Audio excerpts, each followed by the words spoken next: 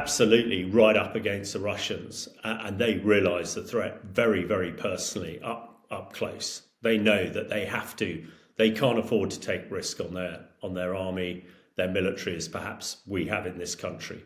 They are there. They are the next stop, and they realise, for a whole host of reasons, they need a really powerful, strong armoured force, which is why we're going up to 1,000 of almost the latest type of tanks. It's worth looking at what they're up against. Now, Russia has thousands of tanks. They reported lost over 5,500 in Ukraine, but they still have, as is reported in the open press, about 3,500 tanks.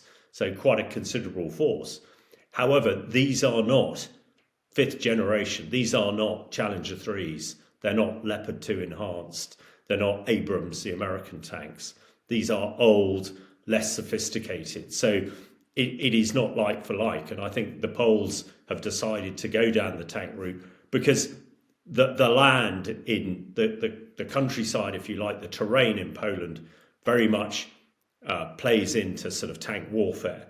And the Poles have decided the best way to defend their border is with armour and with sophisticated armour. But they are spending the kind of money that we in Britain should be spending to have that sort of force. But they are the leaders in this particular area. And with over 1,000 sort of fourth, fifth generation tanks, they have probably got the most credible and powerful tank force out of European NATO countries. And I would say far more capable than anything the Russians have. For the Poles and the Germans and others, they can literally smell the cordite coming out of Ukraine at the moment, and they realise that they can't be complacent. And we've all taken such a peace dividend from the end of the Cold War that we are in this predicament.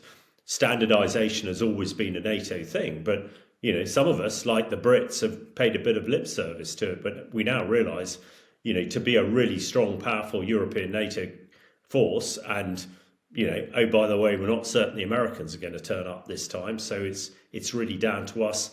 We must do absolutely the best we can. I mean, the one counter to this is the Poles are buying a lot of K2s, which are South Korean tanks. Now, they no doubt are doing that because they're getting more armour for their money than they would if they bought the German Leopard, I expect, the American Abrams, or the British Challenger 3. But whether they're as capable, they're in the same ballpark. But if you have 1,000 K2s, rather than 150 Challenger 3s, then you could argue you've got the balance right. But I think generally, armaments industry across Europe have realised that they've got to step up to the plate. They're required to provide defensive capability for Europe, and European countries, not unsurprisingly, want to wean themselves off the American armaments industry because I think we're all losing a little bit of confidence that actually the Americans will come up with the goods when the chips are down. Now, that's not a reflection of the American military, which we still work very, very closely with, but everybody's seen some of the decisions that the President of the United States is making, and that it's had some really positive effects.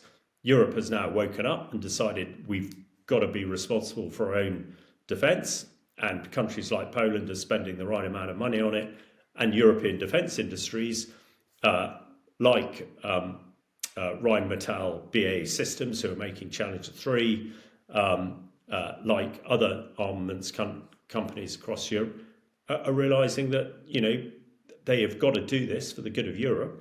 But actually, for them, no doubt, it's commercially a very positive impact as well. So when you wrap all that up, whatever we think of the Americans at the moment, they have really jolted us. They've given us a shock in the back, and we are now reacting.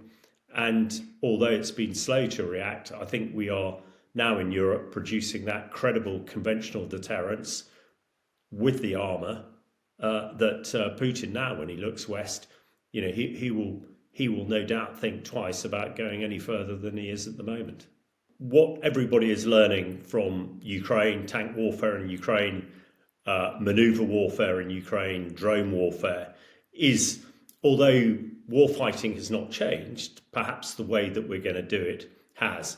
And the tank is absolutely fundamental to that. So the tank's been around for 110 years now and is still operating in a similar fashion today as it did at the Battle of Cambrai 110 years ago. So it is clear that the tank still has a very crucial part to play, based around its key assets, the holy trinity it's called: firepower, protection and mobility.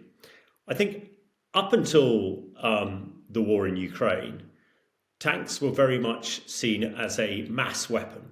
In other words, used in large numbers and with the idea that whoever has the most will eventually win, which is pretty much what happened in the Second World War.